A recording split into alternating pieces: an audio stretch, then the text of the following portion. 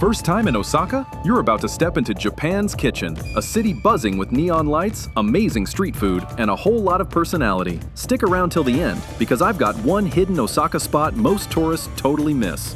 Kick things off in Dōtonbori, the heart of Osaka. Snap that classic shot with the Glico Running Man, then grab a bite. Maybe some crispy takoyaki or a plate of sizzling okonomiyaki, cooked right in front of you. Next stop, Osaka Castle. It's not just a pretty piece of history. The park around it, perfect for a slow morning walk.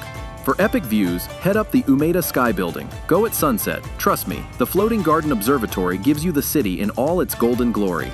If you're into sea life, the Osaka Aquarium Kaiyukan is a must. It's huge, it's beautiful, and it's perfect for first-time visitors. Theme park fan? Universal Studios Japan has you covered. And yep, Super Nintendo World is here, so get ready to geek out.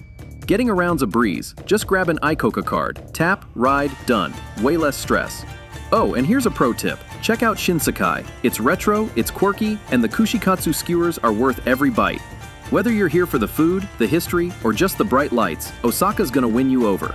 Don't forget to like this video, subscribe to Before You Explore, and hit the bell so you never miss an adventure. And tell me in the comments, what's the first thing you'd eat in Osaka? And since you stuck around, here's your bonus. Hozenji Yokonji Yali. It's just steps from Dōtonbori, all lantern lit and lined with cozy little restaurants. Most tourists walk right past it, but you won't.